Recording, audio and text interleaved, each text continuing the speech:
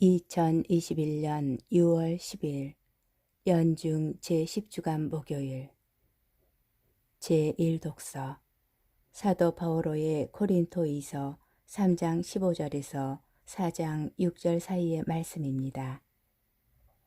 형제 여러분, 오늘날까지도 모세의 율법을 읽을 때마다 이스라엘 자손들의 마음에는 너울이 덮여 있습니다.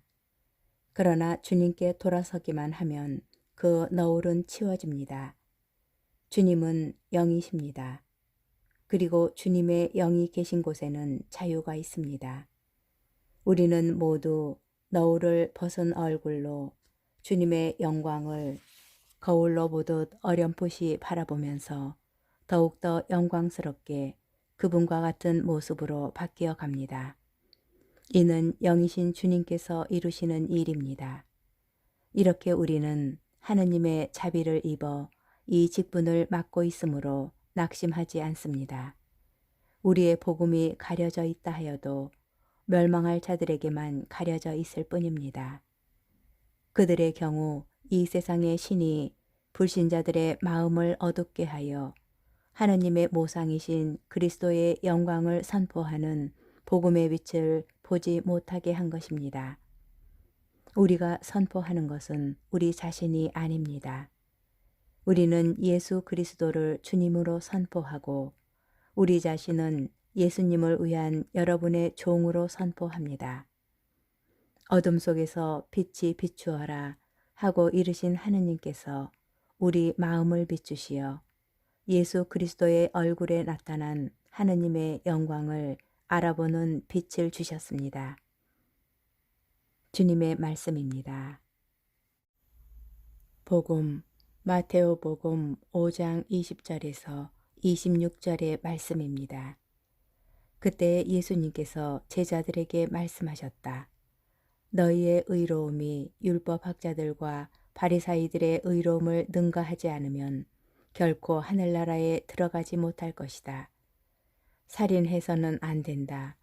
살인한 자는 재판에 넘겨진다. 고 옛사람들에게 이르신 말씀을 너희는 들었다. 그러나 나는 너희에게 말한다. 자기 형제에게 성을 내는 자는 누구나 재판에 넘겨질 것이다. 그리고 자기 형제에게 바보라고 하는 자는 최고의회에 넘겨지고 멍청이라고 하는 자는 불붙는 지옥에 넘겨질 것이다. 그러므로 내가 제단에 예물을 바치려고 하다가 거기에서 형제가 너에게 원망을 품고 있는 것이 생각나거든 예물을 거기 제단 앞에 놓아두고 물러가 먼저 그 형제와 화해하여라. 그런 다음에 돌아와서 예물을 바쳐라. 너를 고소한 자와 함께 법정으로 가는 도중에 얼른 타협하여라.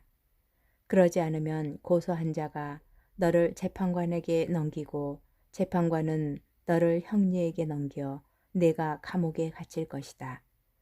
내가 진실로 너에게 말한다. 내가 마지막 한 입까지 갖기 전에는 결코 거기에서 나오지 못할 것이다.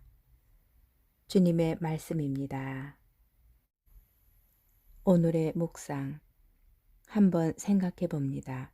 우리의 의로움이 율법학자들과 바리사이들의 의로움과 비교된다면 어떨까요? 우리의 의로움이 그들의 의로움을 능가한다고 할 수 있을까요? 대답하기가 쉽지 않습니다. 적어도 그들은 율법에 기록된 것들은 형식적이라 하더라도 착실하게 지키면서 살아가기 때문입니다. 문제는 예수님 말씀에 따르면 우리의 의로움이 그들의 의로움을 능가하지 못하면 우리는 하늘나라에 들어가지 못한다는 사실에 있습니다. 그럼 우리는 좌절해야 할까요? 예수님의 말씀에 따르면 의로움은 계명 그 자체에 존재하지 않습니다.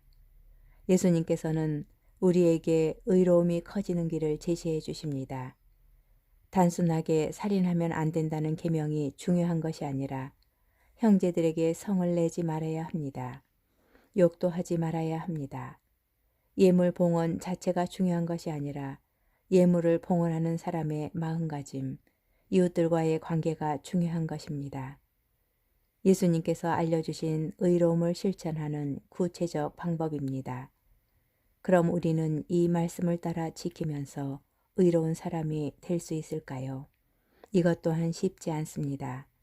형제와 이웃들을 향해서 욕을 해보지 않은 사람이 없을 것이고, 성당에서 예물과 우리의 마음을 봉헌하면서도 원한 품은 사람들과 화해는 이루어지지 않습니다. 그럼 우리는 의로운 사람이 아닐까요? 우리의 의로움은 율법학자들과 바리사이들의 의로움보다 부족한 것일까요?